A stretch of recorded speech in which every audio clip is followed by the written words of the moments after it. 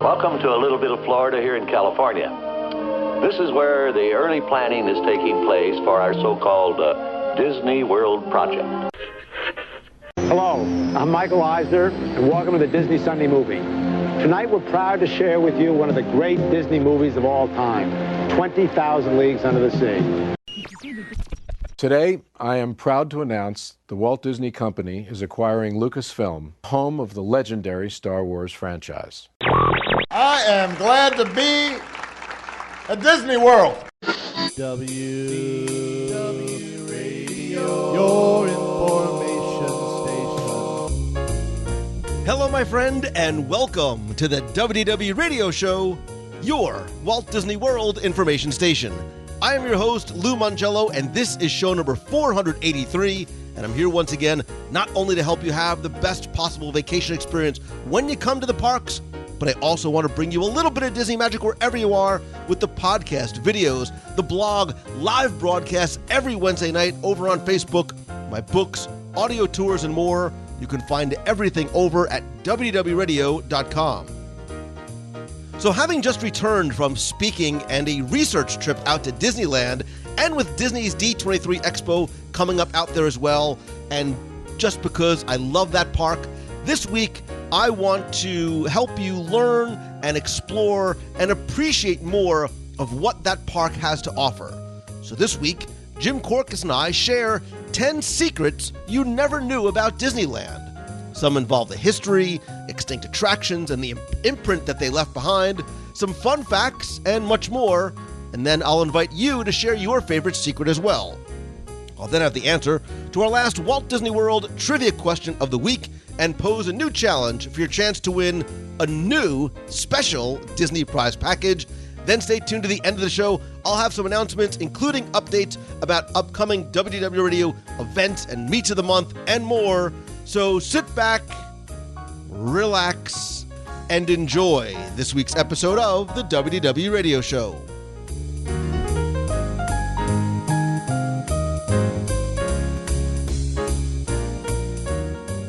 We'd like to welcome you to the happiest and most magical land in Disneyland, Fantasyland. In Fantasyland, you can ride King Arthur's carousel, spin around in one of the Mad Hatter's teacups, race through the cobblestone streets of old London with Mr. Toad, travel in mining cars through the dark forest to the Seven Dwarfs diamond mine, or take a canal boat to a land where you'll find the miniature dwellings of famous storybook characters. Or, should you desire, you can visit the Upside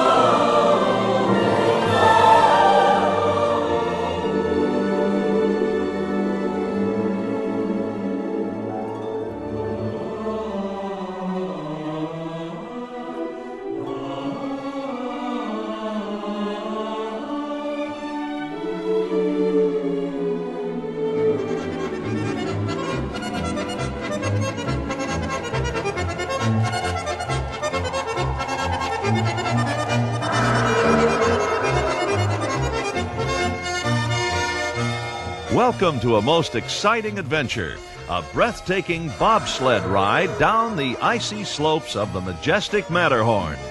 To assist you in boarding your bobsled, we ask that you observe the seating diagram directly overhead. For your own safety, please remain seated with your seatbelt fastened at all times.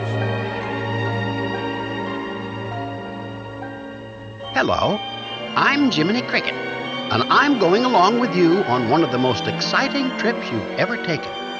A tour of Disneyland, USA.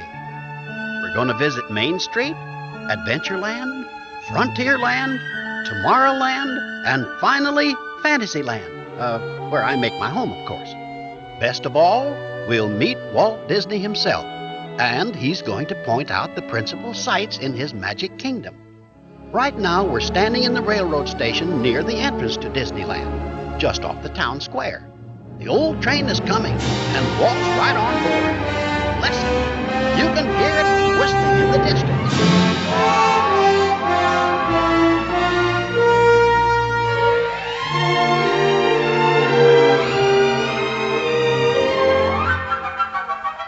No matter how many times you go to the Disney parks, there's always something unexpected to find, a story to discover, history to learn, and, of course, food to try. And this week, I want to take you not to Walt Disney World, but to Disneyland, partly due to the fact that I came back from a trip to Disneyland last week. I'm getting ready to revisit it again this summer for D23 Expo, and something special we're planning the day after on Disneyland's birthday, July 17th. So, as I enjoy doing with Walt Disney World, I wanted to share some of my favorite hidden treasures and secrets and stories that you may or may not have known about the happiest place on Earth. But of course, I cannot do it alone, and I wanted to bring along someone who not only knows this park so very well, but himself is a master storyteller, a keeper of Disney history, and is full of secrets. Some I'm probably sure I don't ever want to know, but he is a friend, an author, a storyteller extraordinaire. He is Mr. Jim Korkis. Welcome back, buddy. Well, thank you so much, Lou, as always. And I certainly am full of something. And secrets is the nice way of putting it, I guess.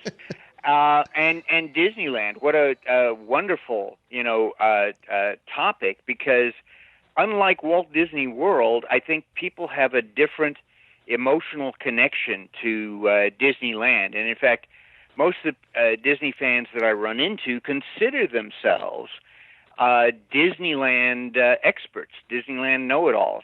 And I think it's because many of them, like myself, grew up at Disneyland. I lived out in Glendale, California, so thanks to my dad's Magic Kingdom Club card, we were able to go a couple of times a year. So I've experienced Disneyland as a kid, as a teenager, which is an entirely different perspective, and also as an adult. And, when I moved out to Florida, I thought, well, the Magic Kingdom is just sort of a little larger version of Disneyland, and it's not. It's like a Twilight Zone experience. In fact, the first couple of months I was out here, I was the Disneyland expert, so I was trying to give people advice by saying, just go past the Pinocchio ride, and they'd look at me as if I had three heads, because there's no Pinocchio ride at the Magic Kingdom. And I think Imagineer Tony Baxter summed it up best. I always go back to his description. He describes Disneyland as an intimate experience, but Magic Kingdom is a spectacular experience. I agree. I think that there's something quaint and charming and still very special about Disneyland. I still remember the first time I went there as an adult. I was by myself, and you said that there's an emotional I think we have an emotional connection to Disneyland, even if we didn't grow up there, because when I stepped foot onto Main Street, USA, and I saw Walt's Lamp and I saw Sleeping Beauty Castle, it was a very emotional experience, and it still is. And I don't just mean when I go and visit the Cozy Cone Motel and pick up my chili con carne, but I think that's part of the reason why I wanted to talk about these. And look, when I put Disneyland secrets that you never knew, I'm using air quotes, because look, there are hundreds, if not thousands, of things that we could talk about in terms of Disneyland's secrets and stories and hidden treasures and gems. And we didn't really talk about this ahead of time, but I said, let's just try and do, like, I don't want to call it a top 10 list, but because there's so many, let's try and rein ourselves in and do 10 Disneyland secrets or stories that you probably never knew or didn't know, because I think it'll be a good opportunity for us to not only go back and forth, hopefully introduce people to some of these things and stories, or give people things to look for when they go, but a chance for us to talk about Disneyland as a whole as well. Well, because I think experiencing Disney theme parks these days is quite different than from when we were growing up. I think today a Disney theme park experience is more of a reservation vacation, with the fast passes and the reservations at the restaurants and all of that. I see an awful lot of people rushing, to those reservations rather than taking the time to just look around and enjoy. And yes, when we come to secrets, I think it's important for the listeners to know that, how many secrets really are there, but sometimes something that is common knowledge to you might be a secret to someone else. So, for instance, and also there's significant differences between Disneyland and Walt Disney World in terms of the attractions. For instance, the queue line for Big Thunder Mountain Railroad out in Disneyland, they actually have a vein of gold, and that's not gold paint, that's actually gold ore that came from Rosamond, California. And the reason I emphasize where it came from is that is the same area where they filmed scenes for Apple Dumpling Gang. Just a few, within a few years of the attraction opening there. And of course, there's an old-fashioned steam engine in the queue line out there at Disneyland, and that came from the Disney film Hot Lead and Cold Feet. Now, for me, that's common knowledge. I've known that for years. But the fact and yet sometimes I'll tell people, and they'll go, "What? What?" And for them, that's a secret. So, as Jim, you're some people are actually to Googling. Lou and I today, if something is familiar to you, realize that it may not be familiar to everybody, and also take it as a reminder that the next time you're in the park, go take a close look at some of these things. So Lou, why don't you start us off with one of those secrets that you like? Well, first of all, there's a couple of things. I love the fact that you snuck in a secret without, because that's a typical Lou move for a top 10 list. That's how I make my top 10s like top 20s. I also love the fact that people are probably stopping the show, or while they're listening, they're Googling Hot Lead and Cold Feet because they probably never heard of it or saw it, although it starred Jim Dale and Don Knotts. And at the time, there's a lot of like Disney connections there. Buddy Baker, and it was a Ron Miller production. Like, I love that movie as a kid. But the sad thing is, you and I, we grew up watching Don Knotts films. Yeah. We've got an entire generation now who has no clue who Don Knotts is. And actually, there's a Don Knotts tribute just across the street over at Disney California Adventure in the Little Mermaid attraction. Don Knotts was in that film, The Incredible Mr. Limpet, where he gets transformed into a fish. And the animation done by Bill Teitler, who did Stromboli and Pinocchio and Little Baby Dumbo getting a bath and all of that. And so Disney animators loved the animation. And so in the actual film of Little Mermaid, at the end of the Under the Sea number, if you look into the upper right-hand corner, you'll see Mr. Limpet. You'll see the blue fish with the Don Knotts glasses and the lips and all of that. And if you go to ride the attraction, while you're going through that scene where Flounder is with the Carmen Miranda fish dancers and all of that, that's over to your left, and there's so much happening that you don't want to look over to your right. If you look over to your right, by a clamshell and not lit is a figure of Mr. Limpet, looking very much like Don Knotts, but again, it's not Disney intellectual property, so it's like, well, is that really Mr. Limpet? Right. All I can tell you is they didn't put it into the one out here at Walt Disney World. So, so as we're explaining these secrets, we may have to explain some of the backgrounds on some of these. So let me share another secret here about the movable snore. When you take Splash Mountain out there, there's a cave for Brer Bear, and he has his mailbox and the fishing pole, and you can hear Brer Bear snoring. And, that's a nice gag, and, just a little nice additional detail. But the interesting thing is that snore is decades old. Pinto Colvig who did the voice of Goofy, also did the voice for Grumpy and for Sleepy in Snow White and the Seven Dwarfs. And there was one scene that was cut from Snow White where they're building a bed for Snow White. And of course, you would think that the expert directing all of this would be Sleepy, but Sleepy is sleeping, and he's just snoring away. And so Pinto Colvig, did the snore, but that entire scene was cut, okay? So that snore sound, Disney doesn't throw away anything. That's in their sound library. When they come at Disneyland to make Mine Train through Nature's Wonderland, you go through the Rainbow Caverns, and there's that little town there of Rainbow Ridge. Well, there's a hotel, and in the second floor room, they have a snore coming out, and that was Pinto Colvig's snore from the sound library. Now, when they're building Bear Country, to incorporate Country Bear Jamboree out there, as you go past the Haunted Mansion, there's this sort of mountain that you have to curve around to get into, where the restaurant is and the attraction and all that. Mm-hmm. And there's a little cave up the mountain, and a snore is coming out of that, and there's a sign that it's Rufus.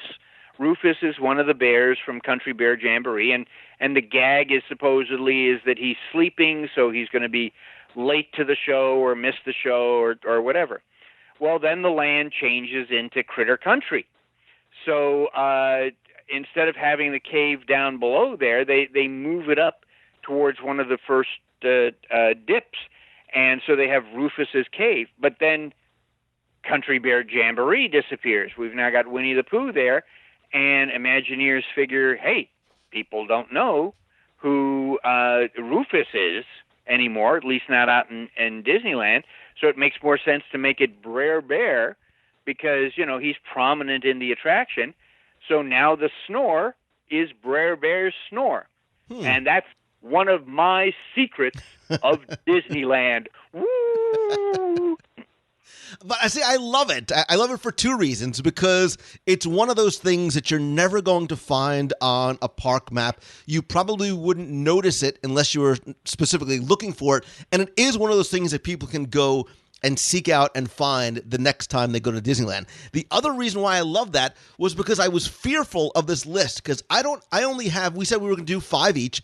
I came up with 6, and I'm like, I know that Jim is going to steal or use all 6 of mine first. So the fact that I at least to get one out before you give it feels like a win for me. And as I was looking at my list, I tried to go with what I thought were the biggest secrets, or maybe one somebody wouldn't know, or do I do it chronologically or some kind of... I'm going to stick to my wheelhouse, Jim Korkis, and my secret has to, of course, be about food at Disneyland. This body doesn't happen naturally. I work very, very hard at that, and I did a great deal of culinary research when I was out in Disneyland. I look forward to going back.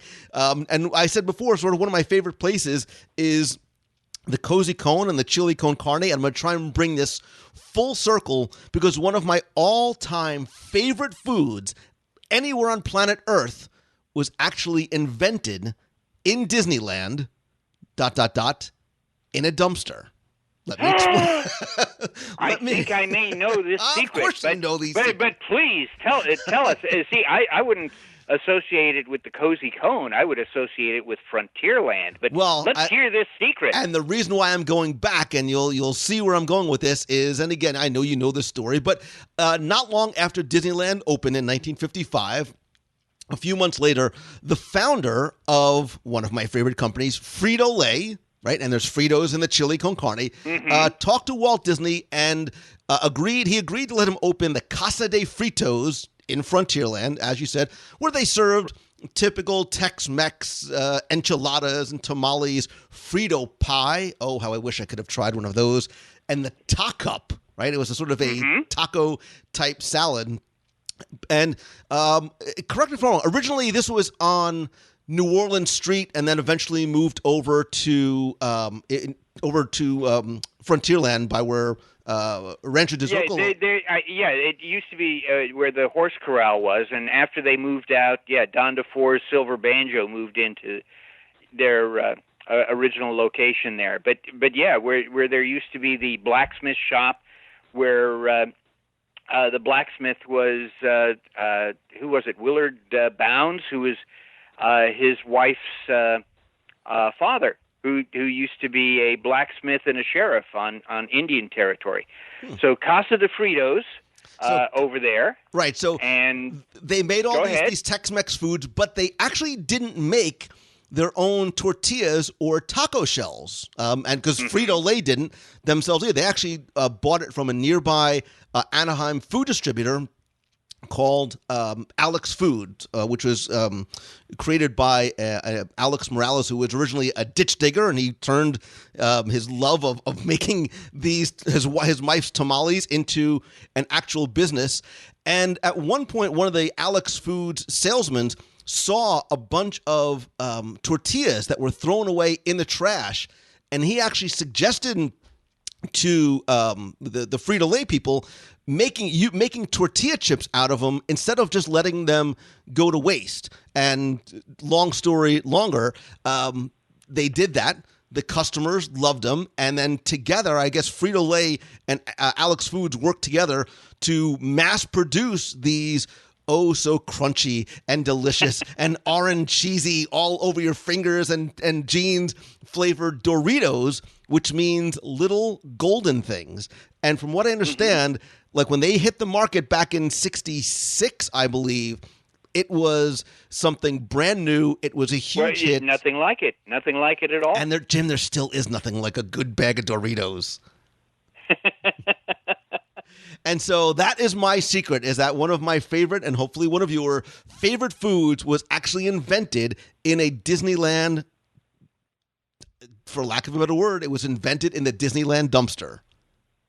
Wow.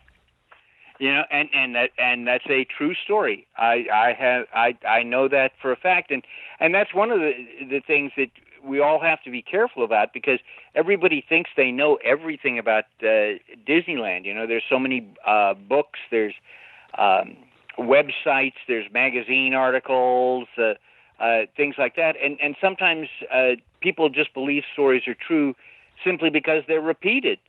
You know, or they've seen it somewhere else in print, and if it's in print, it must be true. That's not always the case. But yes, this Doritos story is absolutely true, and I don't think Disneyland really gets the proper recognition for that. But again, you know, you're right. When you go to Disneyland, you just have some of the experiences are just the food, you know, and it's food that you can't get anywhere else. You know, I love getting the Monte Cristo sandwich at the Blue Bayou, or going up and around the corner over there by the train station, get the mint julep, you know, and you can't get that out here at Walt Disney World. There's nothing like a corn dog from the Little Red Wagon on the end of Main Street, USA. Well, and you know, the other thing that I associate with Disneyland, even though it is out here at Walt Disney World, is churros. Mm-hmm. You know, and again, you know, I just had to laugh at that Simpsons episode where Homer is escaping Epcot, you know, and climbs over the wall and then asks for a churro, and the vendor says, yeah, $14. Right. Which one of the reasons that's so funny is that's not out of line with the fact that little piece of fried dough pastry and sugar and cinnamon costs like what, $3.50, $4 now. But Homer, like us, gladly pays for it and enjoys his little churro. So, well, and it was actually introduced at here's a secret: introduced at Disneyland in 1985, and the reason for that is a food and beverage guy there. In Fantasyland, Jim Lohman, who I believe is still working at Disneyland to this day. He's coming close to retirement, but he's there. But in '85, they were going to open up this dance location called Videopolis. Mm-hmm. And I'm really dating myself of how old I am. I was around when Videopolis opened. But again, you've got all these young people coming in here. You want something to really define this area.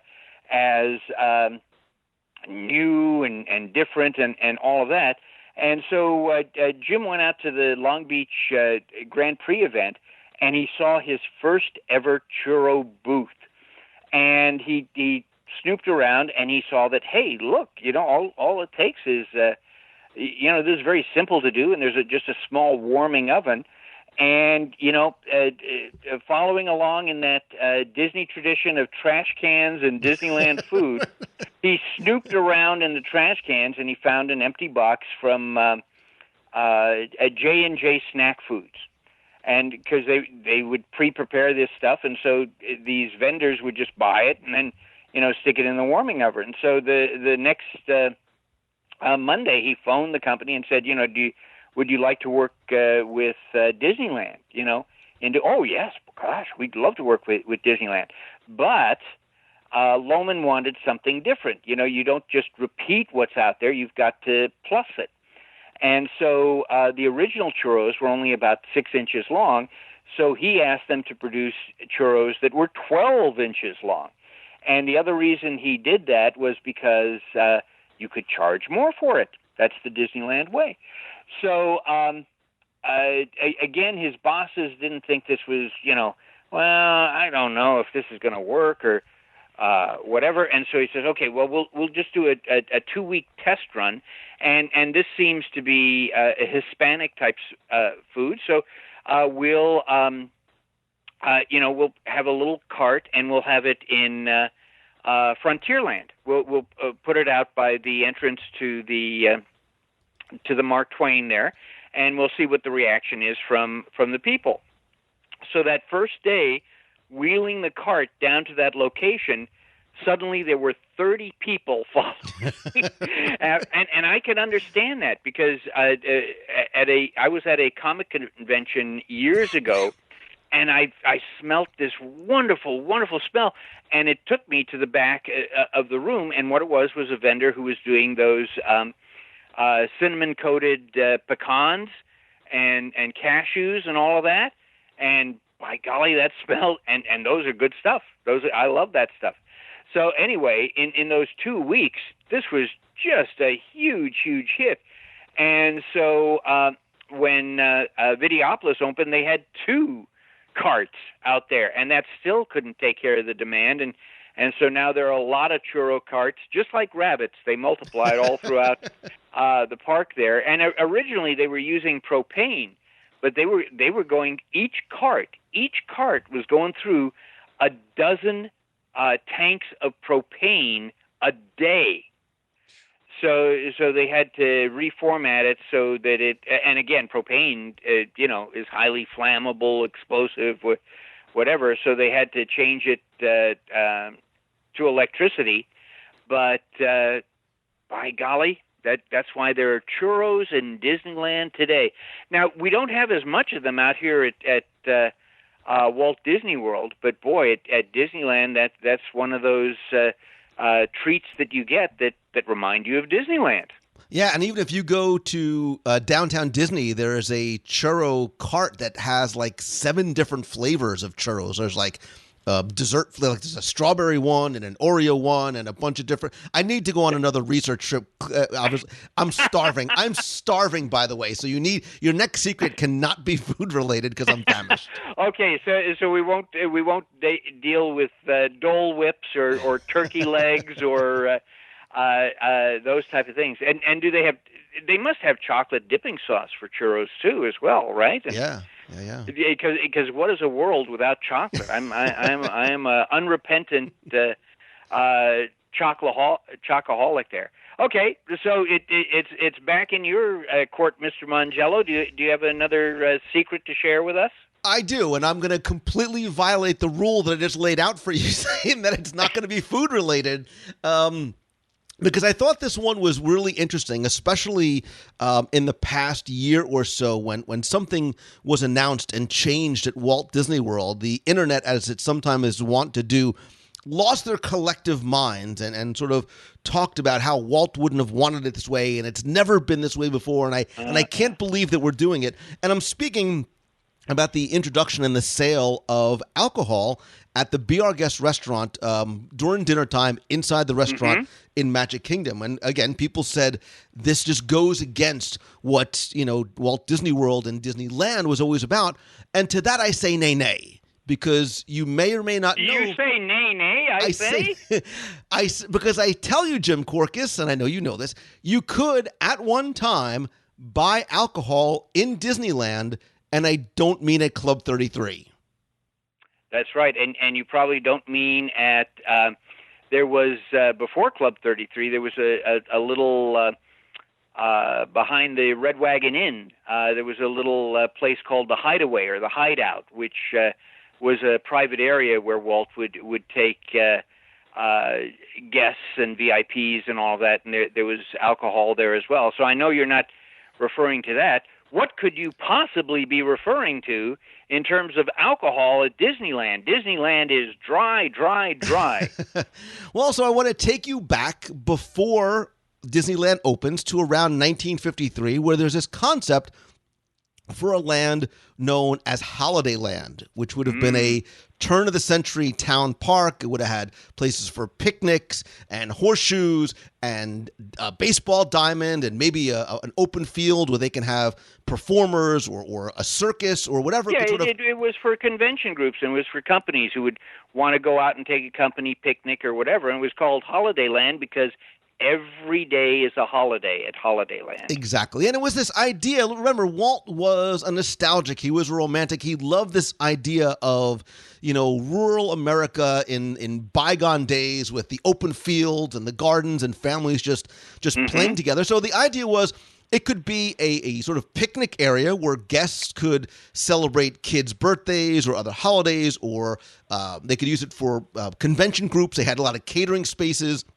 And they would also be able to decorate it for the holidays. And so in 1957, Disneyland opens a 9-acre version of what is called Holiday Land.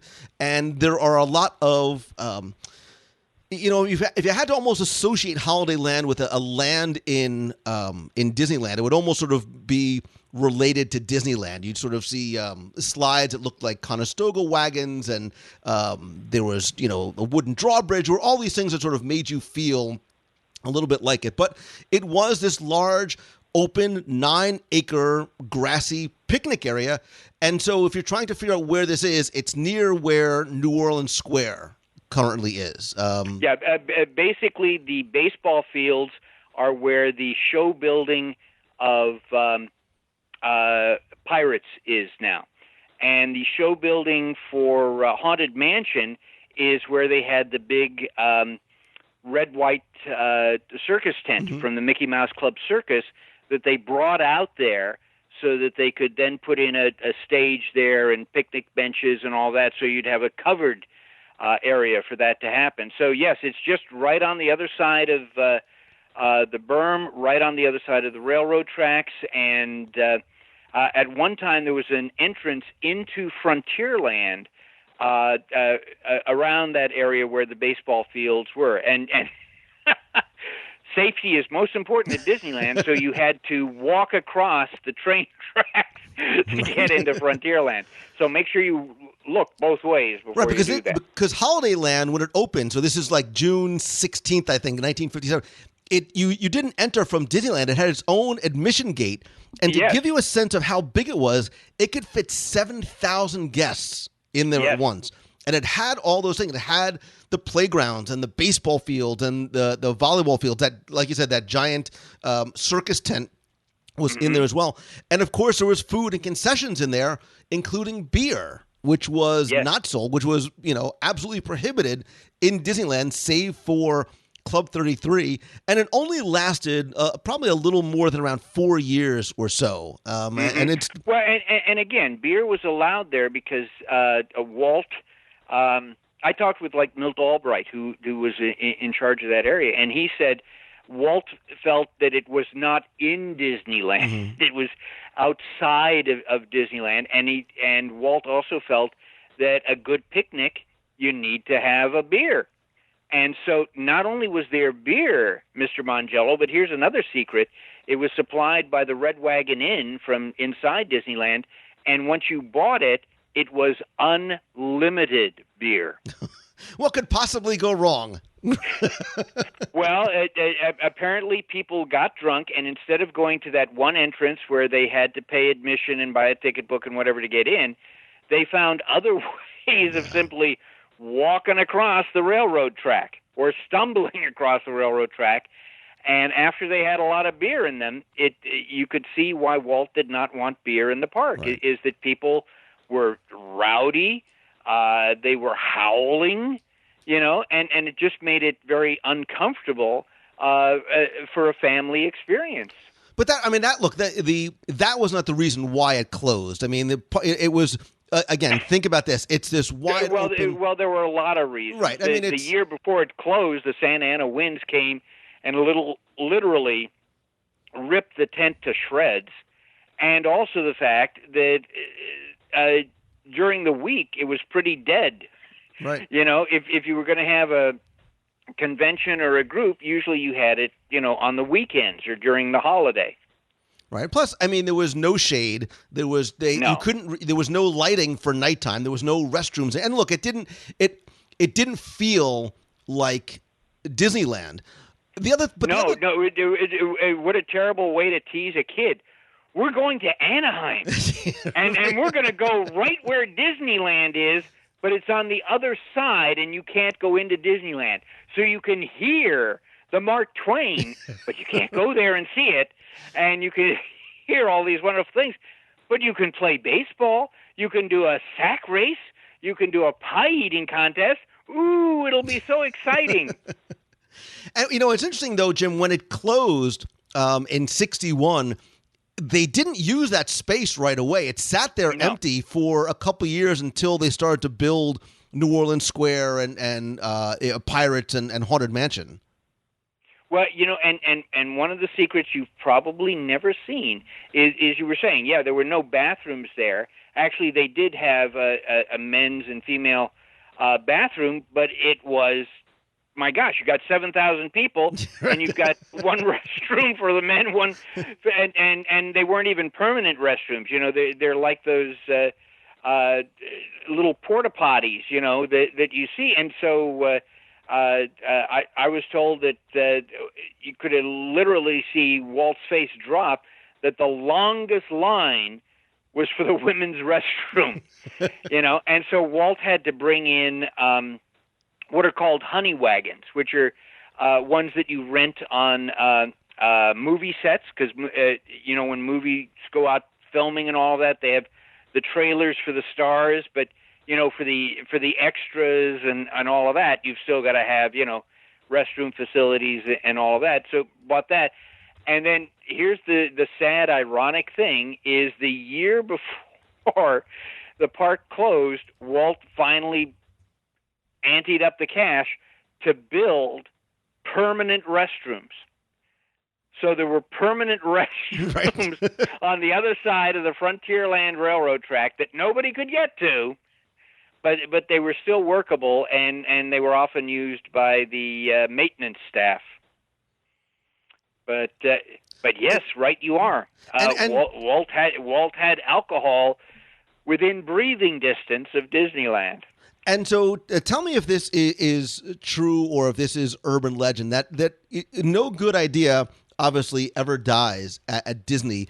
And back in the early 80s, not long after Epcot opened, they Imagineers sort of resurrected this idea of having this open air space where people could get together and celebrate, not sort of a catering space, but because there was still so much land that was sitting empty, even with the mansion and the Pirates building there, they had these old picnic grounds. And with Epcot and specifically World Showcase being built in Florida, they had this idea to not necessarily create the same type of picnic village, but more of an international village similar to World Showcase and Epcot Center. So now in Disneyland, they would have this open air area where a number of different countries and cultures could have this open air celebration going on all year long. There would be like an Oktoberfest area and an English medieval type show, and there would be something from Norway, and it was going to be called World Holiday Land. Yes.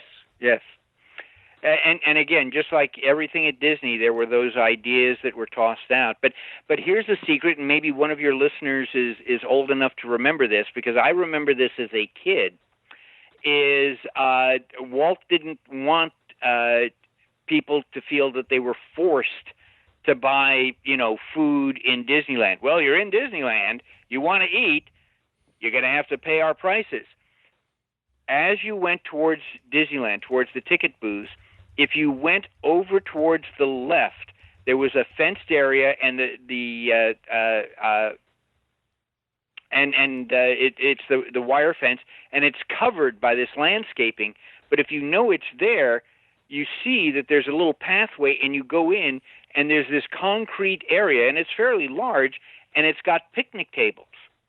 And Walt had it there so that if you brought food in your car or whatever, you could leave Disneyland, get your hand stamped. I always remembered getting my hand stamped. And you'd go to the car to get your food, and you could go and eat in that picnic area and, then dispose of the trash, and then you could go back into Disneyland. And I'll bet there are not a lot of people who know that, or a lot of people who remember that. And I don't know how long it lasted, but I know it was there in the 70s and maybe even into the early 80s there. But let's share another Disney secret. Let's share Nazis in Disneyland. It sounds like a B movie, doesn't it? No, it sounds like a Mel Brooks movie. Everything sounds like a Mel Brooks movie. Springtime for Hitler, Part 2. Yes. I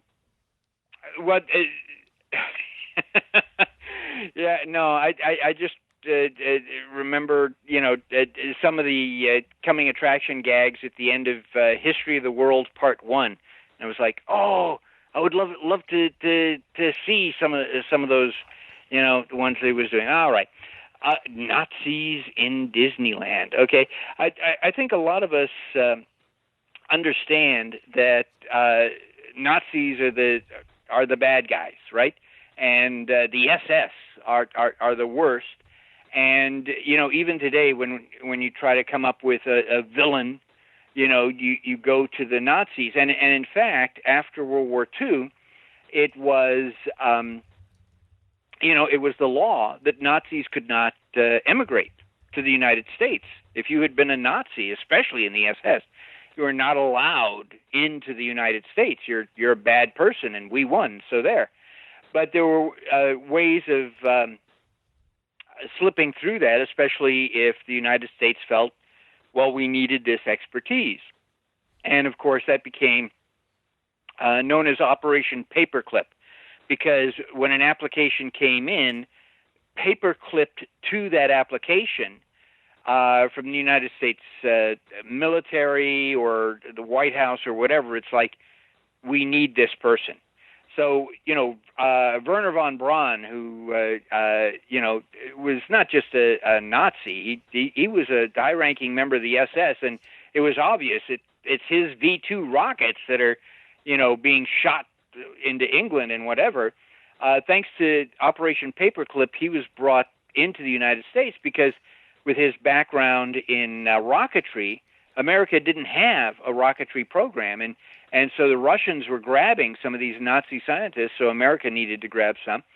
And so, it was like, well, he really wasn't in the SS, he really wasn't wait, there's these photos. He's in this uniform. He really was. And, of course, von Braun worked with,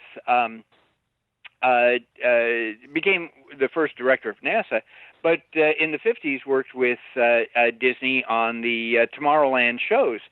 And one of the people he worked with closely was John Hench, and the two of them came up with that TWA Moonliner, which was the big icon in Tomorrowland. And it was basically von Braun's V-2 rocket, but with fins that Hench added. But von Braun wasn't the only one who had a Nazi who had an impact in Disneyland. And I know I'm going to mess up this guy's name, but Hans Joachim Scharf. And he's a mosaic artist, and most of them know him as doing the mosaic in the breezeway of Cinderella's castle, and also with his daughter-in-law Monica doing the mosaic that's at the entrance to the land. You know, he's world-renowned and excellent. You know, Dorothea Redmond designed the murals for Cinderella's murals, but it was Hans there who did, you know, that hard work of, you know, snipping the tiles, putting them together, you know, putting the gold between the tiles. So he did all the grunt work, all the hard work for that. Well, he also did work for Disneyland, for New Orleans Square. You know, when New Orleans Square opened in 1966 there, you know, he did the tabletops in the Creole Cafe, the mosaic thresholds of the French Market. He worked on some of the design work for the specialty shops. You know, beautiful, beautiful work. However, this guy was a Nazi. He was a high-ranking SS officer. In fact, he was known in Nazi Germany as the master interrogator. In fact, there's an entire book that has been written about his career just as an interrogator. And he was so effective because he didn't use torture. He was just tricky, you know. If you were being interrogated by him, he'd go, well, you know, we know you have some men who are going to be, you know, hitting Dunkirk and all, and it's like, well, how do you know that? Well, I didn't know that until you just told me, right? Type thing. So he wasn't one of those. We have ways of making you talk. He was a great manipulator. In fact, he was so great that yes, he was part of Operation Paperclip and brought over to America so he could teach his techniques, his interrogation techniques, to the U.S. military. And so after the war, that's what he was doing for a couple of years. And then in 1950 is when he concentrated on artwork and mosaic, something that he had studied earlier in his youth, you know, before World War II. And so when we look at certain things in Disneyland, those are legacies of Nazi SS officers from World War II. And again, I think we just go, oh, that's nice, and we move on. But that's a secret of Disneyland. Woo! Well, and I think it's interesting, too, when you mentioned the Castle Breezeway in Walt Disney World. You know, we talk about how the teams of artists and designers and Imagineers do all this amazing work, and save for tributes that either exist on Haunted Mansion tombstones or on Main Street USA windows, the artists never get a chance to sign or get recognized for their work. No. The Breezeway is one, I think, notable exception because Scharf's and Redmond's name are actually there in the mosaic on the bottom right-hand corner, right by the entrance door to what is now Bibbidi Bobbidi Boutique. Yes, very, very out of the ordinary, because you had artists like Emile Coury, Sam McKim, all of this doing it. You know, Ken Anderson, Claude Coates, providing all of this beautiful artwork. And again, it was all just Disney. Everything was, and you know, the people I've talked with over the years, they didn't feel any regret over that. Any, you know, grumble of, well, I should have, you know, people should know I did that and sign my name and all that, because you know, a lot of things at Disney come through collaboration. that is with animation, which is one of the great collaborative arts. Even though you can sometimes pick out individual animators like a Ward Kimball or a Glenn Keane or whatever, even then they don't do everything of that character. They have assistants, there are in-betweeners, there are cleanup artists, there's ink and paint, there's special effects animators who might do something in that scene. There's the layout artists and then the background artists.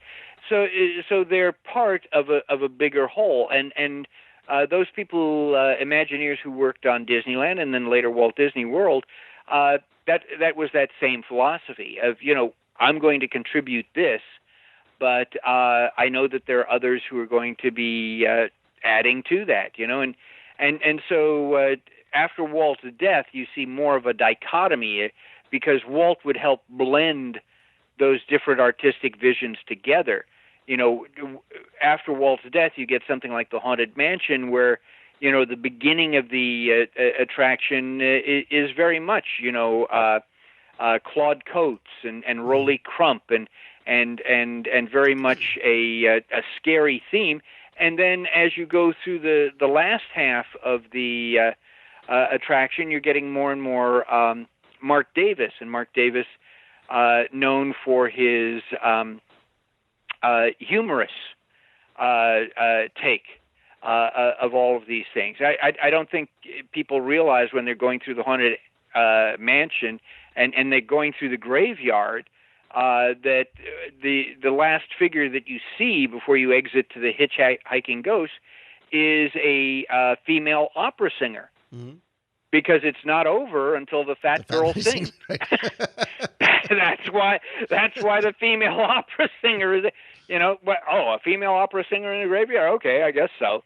But that's why it's there. And so, that's the Mark Davis type of, I guess that's another secret of Disneyland. See, we sneak in little secrets among some of the bigger secrets. So do you have another secret for us? I do. And it's going to take us to one of my favorite lands in any of the Disney parks, World and Land. And you would think it's Foodland or Cozy Cone Land, and it's not.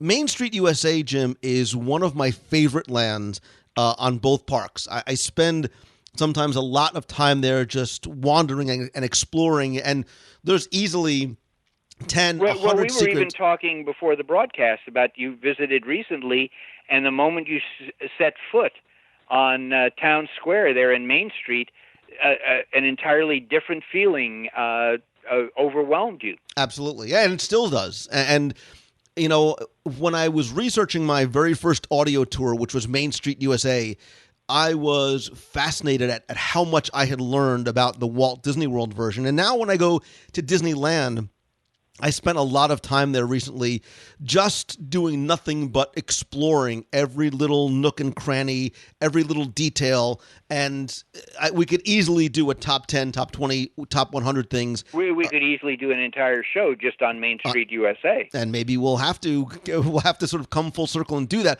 But one of the things that fascinates me about Main Street USA on both parks is their genesis, the evolution of what they looked like in 1955, 1971 versus what they look like today.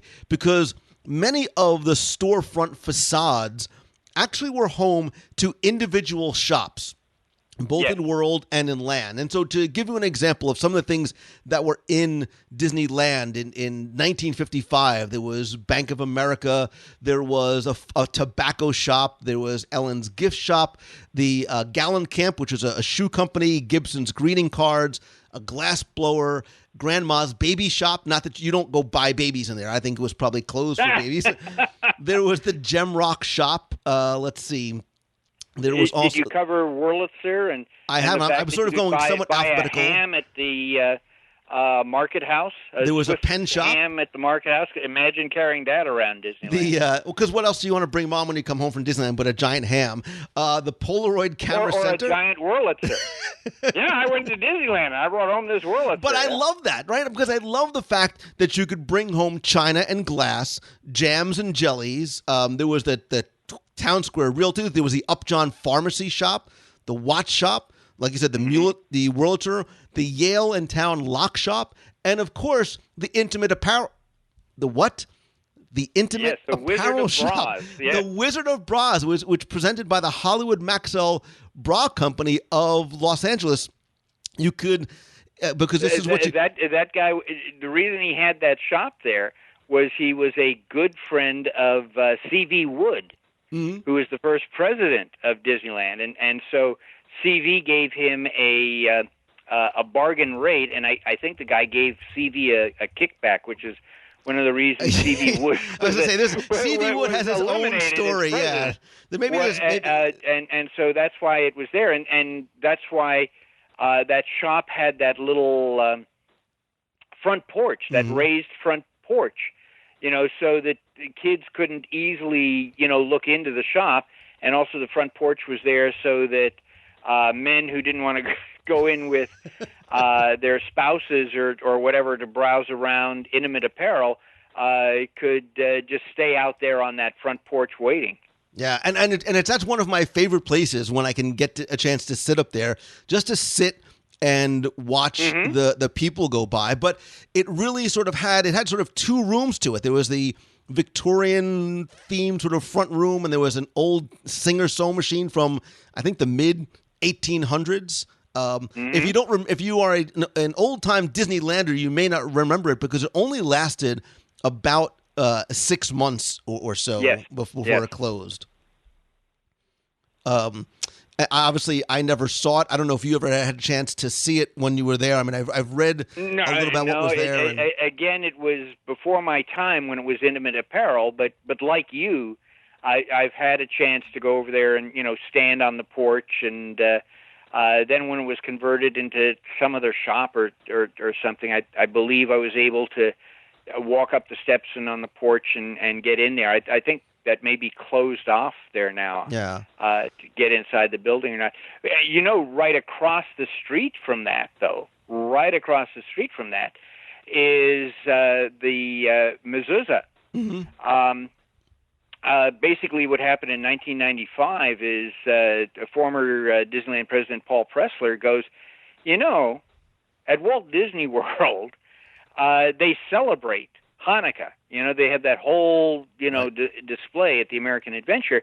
Here at Disneyland, when we get to the holidays, it's all Christmas. It's all Christmas decorations. There's nothing there, to promote Hanukkah.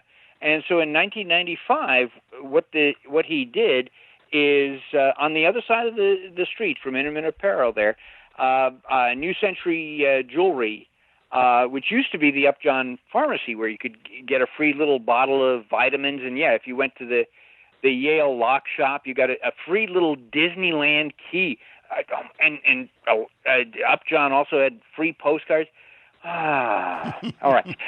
Anyway, right across there at before the entrance to New Century Jewelry, there's a door, and again, we've got these businesses, and we're all so familiar about the upper windows are real names of people who worked on Disneyland, and sometimes they're sort of gag references or whatever.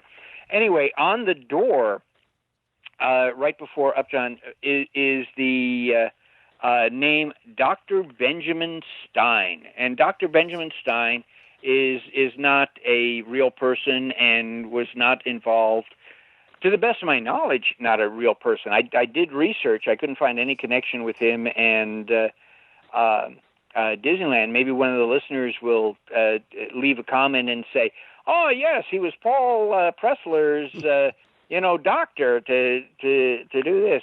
But I couldn't find anything about that. And the door says, have a fever, have the flu, come on in, and we'll cure you. But right to the side of the door is the mezuzah, which is a piece of parchment with verses from the Torah, and it's usually like in a little metal case or whatever, and it's there on the doorway, following the biblical command, to inscribe the words of this Jewish prayer, on the way into your home. And then one of the reasons that was done was so that during the holiday season, if you look up to the second floor, you'll see Hanukkah decorations. You'll see a menorah in the window. And again, something that only exists for that brief period of time. And that is not, by the way, if you go look and find that mezuzah now, that's not the original one. The original one was literally stolen in 2004.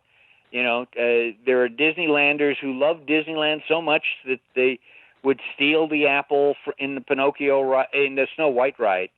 Right, so now it's that hologram type thing, projection. So that was stolen, but then it got replaced. And so, but again, how often are people looking at the doorways, looking at the facades on Main Street? Mostly, it's like I've got to run, you know, so that I can get onto Space Mountain, I can get onto, you know, Splash Mountain, I can, you know. But that's why we like. But that's part of the purpose of talking about things on Main Street, so they understand as they walk by why that was there, why that raised porch is there, what was behind that door. Because the interesting thing too about the Intimate Apparel shop was it was not only a shop, and look, I've talked about certain things being my holy grails of collectibles. If anybody has a bra from the Disneyland Intimate Apparel shop, I don't want to sound creepy, but I would almost be curious if it was somehow branded with Disney, you know, Disneyland on the tag. But it was a store and a show too, right? That Wizard of Bras. I feel so uncomfortable saying it. Was on like a little. Now I'm going to blame you because I have never in my life seen one of those, and yes, it does sound creepy, but I'd love to see one if it had like a Disneyland tag or something to that. But now you're encouraging. You know, there's so many people selling fake stuff on eBay. People know that I'm also interested in comic books and comic strips, and I've written about those. And lately there's been a big flood of original art forgeries on the internet, you know, especially since it's Jack Kirby's 100th birthday. And if you don't know Jack Kirby, it's quite appropriate for a Disney podcast because he's the guy who created most of those Marvel characters of Thor and the Fantastic Four and all of that in collaboration with Stan Lee. I see them both. I don't think either Lee or Kirby did work as good separately as they did when they did it together. But anyway, because it's his 100th birthday, there's a lot of forged original artwork out there. This is a sketch that Jack Kirby did. And a lot of Charles Schultz stuff is out there. Mm-hmm. And what is sad is people are selling this, and they're selling it with this certificate of authenticity. And I want to say, look, if you could forge that artwork, it doesn't occur to you that I could believe that you're forging a certificate of authenticity, especially since you're signing Schultz's name with a T. Right. You know, which is a very common error for that to happen. So now you're encouraging people to have fake Disneyland bras on eBay, rare vintage intimate apparel. You know, okay. But then again, I'm going to have people coming to me and go, "Is this?" And I'm going to have to say, now, is this the type of bra that was made in the 1950s? Is this the type of material? Well, all right, let me make it less creepy, because what I'd rather see more than the actual bra itself was, you know, this was, like I said, this Wizard of Bras was this. It was a little show. It wasn't a person. It was like a host on a little revolving stage and had a taped. Yes. It had a taped message where and there was also a little optical illusion. So as you moved from looking at one side of the stage, you would see sort of the model's attire disappear, and you would see their undergarments, their corsets, and their pantaloons, as it were. So I would have loved to have seen, if anybody has pictures of that the Wizard of Bra exhibit. Again, in those days, people didn't take pictures because you're limited to the number of photos you can take, unlike today. And then also, this is an interior thing. And again, a lot of cameras in those days were not good enough to take a precise picture inside. And then again, as you say, this is an illusion. There's a projection and all of this, and trying to take a picture of that, even with some of today's cameras, is challenging. And but again, people visiting Disneyland today, have you taken pictures of some of these things? Did you just assume they were always going to be there? Did you always assume there were going to be live mermaids in the lagoon? Did you always assume there was going to be a flying saucer ride? Did you always assume there was going to be the Welch's grape juice stand that in the back had a hand-painted mural of Fantasia by Ivan Earle, who was the art director for Sleeping Beauty? He actually, during the production of Sleeping Beauty, Walt sent him down to the park, and he painted, this mural on the back of this juice stand. Did you assume that was all going to be there? Disney is constantly changing. It's constantly in flux, and one of the things that really impresses me about Disneyland, and the last time I was physically there was about a year and a half ago, and was how much they're able to pack in to such a small amount of space, and yet it doesn't intrude on other things in there. And Lou, if people are really excited about these secrets, they need to realize that Jim Korkis has Where can they go for more of these secrets? Jim Korkis has just released a book called Secret Stories of Disneyland, Trivia Notes, Quotes, and Anecdotes, which you can get at Amazon.com. And I never thought I would write a Disneyland trivia fun fact book, because everybody has, and I know that there's more coming. But my publisher sort of challenged me, and he said, well, but nobody could write a book the way you could. Nobody knows the stories that you know. Can you come up with some different stories, some of which I've shared today on this podcast, or can you come up with a different perspective on a familiar story? And so I took that as a challenge, figuring I'm never going to be able to do this, but this is sort of a fun exercise. And before I knew it, I had a book with almost 100 two-page little secret stories, and fortunately, people seem to be enjoying it, and you might as well. Secret Stories of Disneyland, Trivia Notes, Quotes, and Anecdotes. I also write the Secret Stories of Walt Disney World series, but I take that one a little bit more seriously, because nobody is writing about Walt Disney World. So it's important to get that information out there and document it. But Disneyland, everybody's writing about it. So I include stories like the Main Street, since we're on Main Street, the Main Street train station clock tower. The clock itself was one of the final things put in there, because that hole, that space there, is where they put a camera so that they could film Disneyland being built. So remember all those wonderful speeded up versions you saw of the shops being built on Main Street? The camera was right up there in the clock tower on top of the train station. Well, when Disneyland opened, one of the biggest complaints they were continually getting was the time is wrong on the clock. And so each day they'd get that complaint, and the poor little maintenance guy would have to come out with his ladder, and he'd have to climb up to the clock and reset the clock. And sure enough, later in the day, complaints still kept coming back in.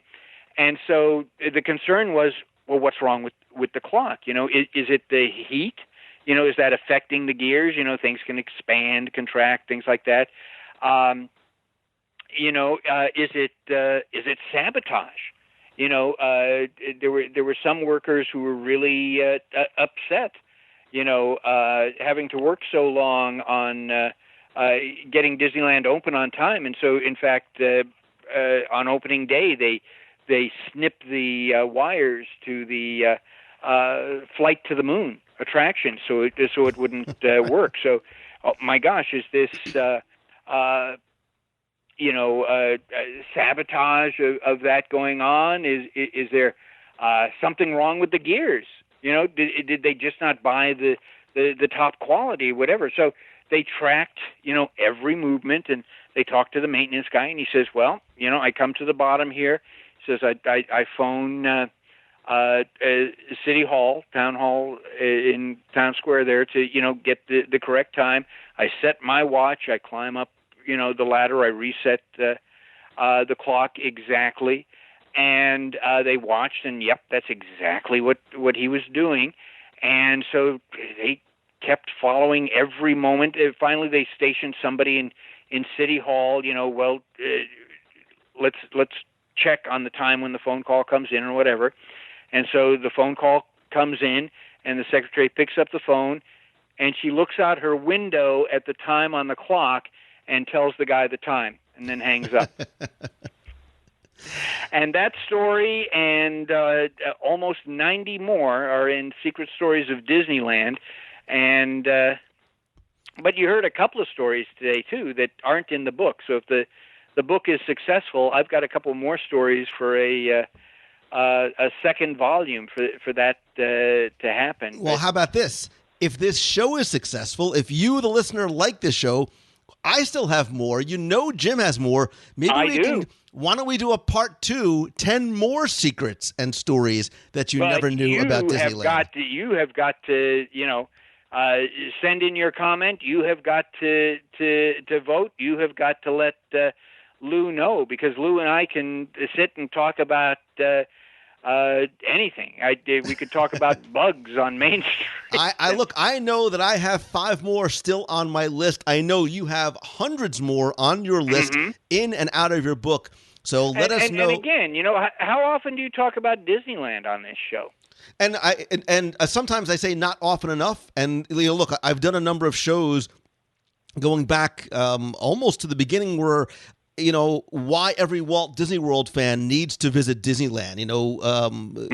I did a family guide to Disney. I've done a number of shows. I'll link to them in the show notes, because I've really fallen in love with this park. I go once or twice a year. And even if you consider yourself a Walt Disney World fan, I think that you do need to go and explore and enjoy all of the secrets and the stories and the culinary arts that Disneyland has to offer. The park where Walt walked. Listen, little Jimmy Korkis, I love you, brother. I love what you do. I appreciate you in so many ways. I love having you be part of the show. I will link to where they can find not just the Secret Stories of Disneyland trivia notes, quotes, and anecdotes book, but your other 14 or 13 books. And if you, the listener who's sitting around this virtual table with us, have a secret or a favorite Disneyland secret or story, share yours in the comments on Facebook. Call the voicemail at 407-900-9391. And Jim, my friend, we will definitely do this again soon. Okay. Take care, Lou. Thank you so much. Thank you, buddy.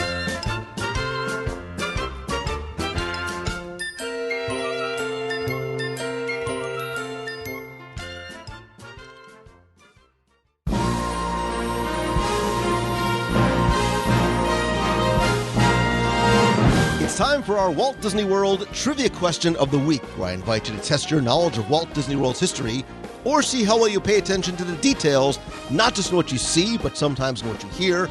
If you think you know the answer, you can enter via our online forum for a chance to win a Disney prize package.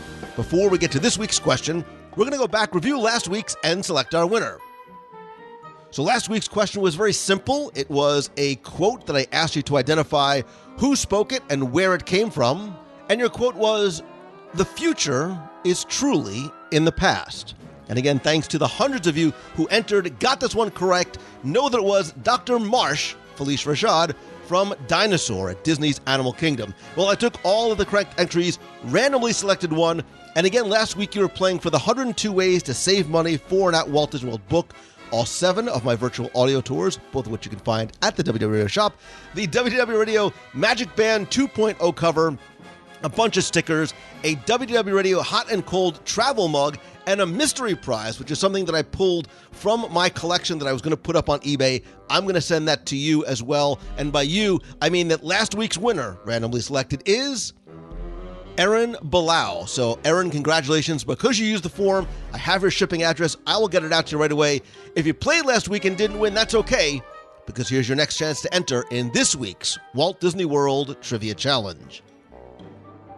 So, Happily Ever After, the new fireworks show in the Magic Kingdom, replaced Wishes recently, ending its 13-year run in the parks. And if you haven't seen it, the show is fantastic.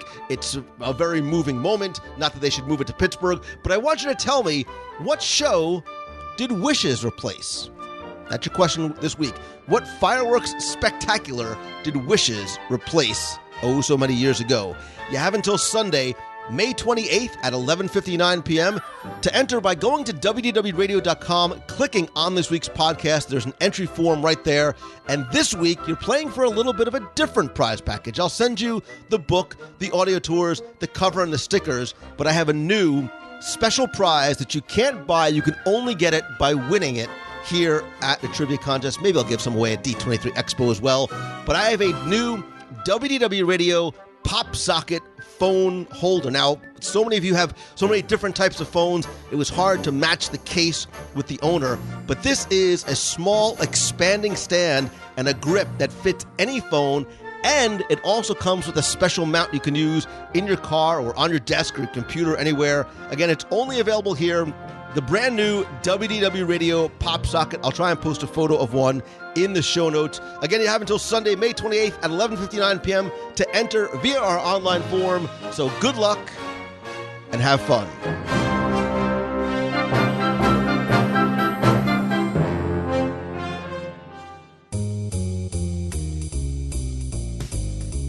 That's going to do it for this week's show. Thank you so much again for taking the time to tune in this and every week. I sincerely appreciate you and the fact that you choose to spend and share some of your time with me. And because your time is so valuable, I'm going to make this quick, but I have a couple of announcements and things I want to share with you very quickly.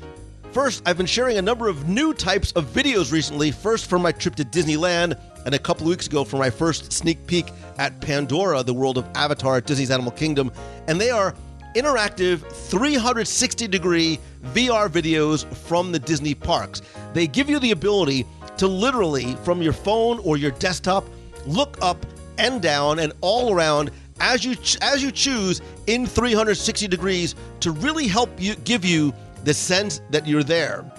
I've posted them on Facebook at facebook.com/WDW Radio and our YouTube channel at youtube.com/WDW Radio. And yes, you can use your VR or PlayStation VR headsets to give you that full 360 VR type experience. If you go to DisneyInVR.com, that'll take you right to the Facebook page. And please, speaking of Facebook, make sure you turn on notifications for live videos and posts, as I will be coming to you live from Pandora and other locations in the parks in 3D and 2D this week, Tuesday through Thursday. Next, my Momentum Workshop Weekend in Walt Disney World this October 14th through the 17th now only has less than 20 seats available, including only 3 tickets for the optional Mastermind Day. If you're wondering what the Momentum Workshop Weekend is, if you are a solopreneur, an entrepreneur, you have an idea, you have a blog or a podcast or a product or a service, if there's something that you want to do and turn what you love into what you do, I have a weekend workshop that is 2 days, Saturday and Sunday, with an optional Mastermind Day. Now I have added a second day on Tuesday. So Saturday and Sunday with the optional Tuesday, where it's limited to just 50 people. We have a number of great speakers and workshops, including Duncan Wardle, who you know was the former Vice President of Creativity and Innovation for the Walt Disney Company.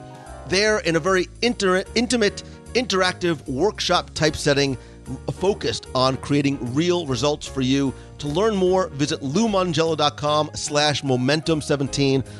I've extended the early bird pricing for just a couple of more weeks. I would love to see you there. And if you have any questions, please feel free to email me. Also, huge thanks to all the new and current and longtime members of the WDW Radio Nation family, including some new members like Jimmy Swoop, Bob Ostrowski, Marcus Vowell, Michael Ross, and Courtney Schubart. I sincerely appreciate your love and friendship and support.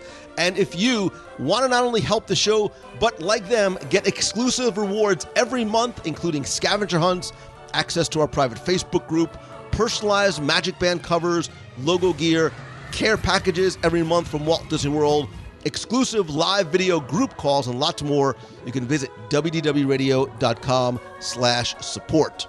The purge, as I like to call it, of my personal Disney collection continues on eBay. I only have so much room on the shelf, and I think it's time to let some of these things go and share it with you. They begin and end every Sunday night. You can find the auctions at wdwradio.com/eBay. I'd love to hear from you, connect with you. If you want to send me an email, maybe to answer on the show, you can email me, lou@wdwradio.com. Call the voicemail, be heard on the air at 407-900-9391. Online, you connect with me. I am at Lou Mongello on all the social, and please be sure to like the Facebook page at facebook.com/WDW Radio. Of course, I believe that nothing beats a handshake and a hug, and that is why I continue to do monthly meetups in Walt Disney World. Thanks to everybody who came out to the meet in Disneyland. I'm working on June's right now. It'll probably be right before our cruise on June 24th, but stay tuned to the Facebook page for information, and also check the Facebook page for other upcoming events, including our cruise to Alaska in 2018, our post-D23 Expo special event announcement coming up very soon. That'll be the Monday after D23 Expo, Monday, July 17th, which just happens to be Disneyland's birthday. And I also do other meetups and events on the road as I travel to speak at conferences and schools, which, by the way, if I can either come to speak to your event or your school or your conference, or if you're looking for some help and want to work with me one-on-one to help turn your passion into your profession, and with some personal mentoring or small group coaching, you can find out information about all those things over at loumongello.com. Thanks as always to Mousefan Travel, my official and recommended travel provider and booth partner over at D23 Expo this summer. You can visit them at mousefantravel.com for a free, no obligation quote. And of course, I want to thank you more than anything else and ask you that if you like the show, please do me a quick favor, help spread the word. However you think is the best and way for you to do it to reach as many people as possible. Let others know about it. Tweet out that you're listening. Share a link to this or your favorite episode on Facebook, or if you're a member of a Disney-related Facebook group, you think they might enjoy it, share it there. And if you can, take 30 seconds to rate and review the show over on iTunes. Thanks to you, we have more than 1,200 five-star reviews. We hit number 2 overall among all podcasts on iTunes. I want to thank a couple of recent reviewers like Ote Okeore. I think that's why I said it right. It says, this is the inspiration station. I absolutely fell in love with everything about the podcast. Lou's enthusiasm and energy inspire me so much. I can't wait to work with him to help me pursue my dream of becoming a speaker and presenter outside the corporate world I've lived in for the past 25 years. Ote, I'd love to be able to help you. Eric Hersey says, fantastic podcast. It's a mixture of planning advice, history, and great commentary. The best part of WDW Radio is the positive energy he brings to every episode. Thank you. He takes you on a journey and tells great stories during your adventure. It was the first Disney podcast I discovered and a wonderful gateway into the Disney community. PC Cartwright says it's a great resource for the novice and experienced Walt Disney World guest. Fun stories, useful information, and always something new to learn. And Jim Meek 55 says, one of the great things to discover is this podcast that entertains and educates. I love going to Disney World and learning the little secrets that you go around, but Lou has brought so much more than that to the forefront through the interviews. The list goes on and on. On a personal note, we've had several email correspondence with Lou. The things he says at the end of the podcast are genuine and heartfelt. He truly appreciates each and every listener and sincerely enjoys meeting everybody. Jim, you wrote a wonderful long thing. I won't read it all here, although I did read it off air, and thank you so very much for the wonderful, kind, and truly heartfelt and moving things that you said. You finished by saying, there aren't enough words to convey how genuine and authentic his passion for Disney and for his listeners is. Thank you for being you. Jim, thank you. Thank you, all of you who listen and review the show. Again, you can leave a review over in iTunes. I cannot thank you enough again for the joy and the happiness and the blessing and the gift that you give me by allowing me to do this, and your attention and your time and your friendship and your love. And if there's anything that I can do for you to say thank you and return that favor, return that gift, by all means, please let me know. And do the same thing, right? You know, taking a quote from one of my favorite songs, Disney or otherwise, anywhere, you know, go out and feed the birds. Go out and do something kind and good for somebody else with no expectation of anything in return. I promise you, it will be worth it, and you will feel much better when you do. And speaking of feeling better, thank you. You make me feel better each and every week with the gift of your time and your friendship. And I hope that you have your best week ever. So much for making this outro short. I appreciate you. So until next time, see ya. Hi, Lou. This is Lisa from Columbia, Maryland. I just wanted to call and say I'm super excited. I just signed up for my 4th Disney Princess Half Marathon after a 2-year hiatus, and I had a baby, so I'm so excited to get back down there and run. I started listening to you about 2 years ago, and I got caught up on all the episodes starting from number 1 a couple of months ago, and I always listen to you during my training runs. I wanted to thank Lauren, who introduced me to your show a couple of years ago, and wish her son Miles a happy 2nd birthday. Thanks. Good morning, Lou Mongello. It's Gabby Loxamana from Columbia, Maryland. It's taken me a bit to call in, but I am calling in to say what a pleasure it was seeing you and other members of the WDW Radio running team along both the 10K and half marathon courses during the Dark Side races a couple weeks back. And thank you so much for deeming me the best sweaty hug of the day during the half marathon. Aside from the excitement with the races, I had quite an eventful weekend. It all started that weekend. It started on Friday when my boyfriend Joe and I came back to our room at the Poly, and we found a beautiful floral arrangement with a note directing us to a second surprise at Cinderella's Wishing Well in Magic Kingdom the next day at 1 p.m. So that next morning, Saturday, we ran the 10K together, went back to Poly, took a power nap, and then we were off to the Magic Kingdom. When we arrived at the Wishing Well, we found a note from Lilo saying we were going to embark on an adventure through the Magic Kingdom, chasing Stitch, who had stolen cake from us, and at the end of the hunt, we would be rewarded with the cake and one last surprise. After an amazing amazing race-style scavenger hunt, which was quite a bit of walking after a 10K and knowing that I had to run the half marathon the next day, we ended up back at the Wishing Well, and Stitch had us blindfold each other for the final surprise. And when the moment came for us to remove our blindfolds, there was Joe in front of me, down on one knee. It was the single most magical and most amazing moment of my life.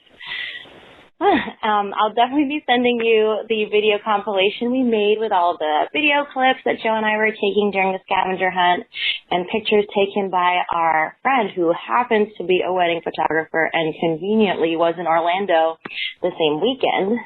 Unbeknownst to me, Joe had hired him for the weekend in addition to flying down my closest friends. It was just an amazing experience. I'm getting choked up thinking about it again. But I just had to share it with you and everyone else who listens to WDW Radio that knows and understands that Disney truly is the most magical place on earth. Thank you so much for all you do, Lou. Sorry I couldn't come to the meetup that weekend. I was a little occupied, but have a great rest of the week, and I will talk to you later. Thank you so much. Bye. Hey, Lou. This is Carolyn Norton over in New Jersey, and I just listened to your latest podcast, well, what was latest at the time, regarding the Flower and Garden Festival. It was great to hear your family out and about, checking out the festival. when I first went to Disney World, it was during the Flower and Garden Festival, and I just loved the flower quilts and all the topiaries, and it's amazing how much the festival has grown since then, and that's only been in the last 10 years or so. And now that I have two little toddlers, we've been taking vacations more off-season nowadays, so I have been missing the flower and garden aspect of Epcot, but this year I'm going to be heading back out, and boy, I was already excited to head on out there, but when I listened to your podcast, it reminded me of so many things that I want to check out. I definitely want to do the tea tour. I definitely want to check out the butterfly area that your daughter loves so much. I'm sure my kids will love it too. So needless to say, I'm extra excited now, more so because I get to see all these things with my kids. So I just wanted to thank you for reminding me what I thought I already knew, but now I know more than ever that I love Flower and Garden, and I can't wait to see what they have out there this year. So thank you for everything you do. Love to see everyone Wednesdays on the Facebook Live now, and hope everything's going great. Lots of love to your family, and keep doing what you do. Lots of hugs. Bye. Hello, Mr. Lou Mongello. This is Darlene Nagy from West Seneca, New York, calling in to say that you are now under 40 days at 35 days to go to the Double Dip Cruise. So exciting. Yay! Then I am now under 110 days at 109 days until I get out to Disneyland again. I am so excited to be going to Disneyland with the Sternbergs. We're going to have a blast, just like you guys are going to have an amazing time on that Double Dip Cruise at Castaway Cay. I wish I was going to be there, but I can't because I'm planning to go to Disneyland. Have a wonderful, magical week, and always stay positive like Lou says. See you real soon. You've got a friend.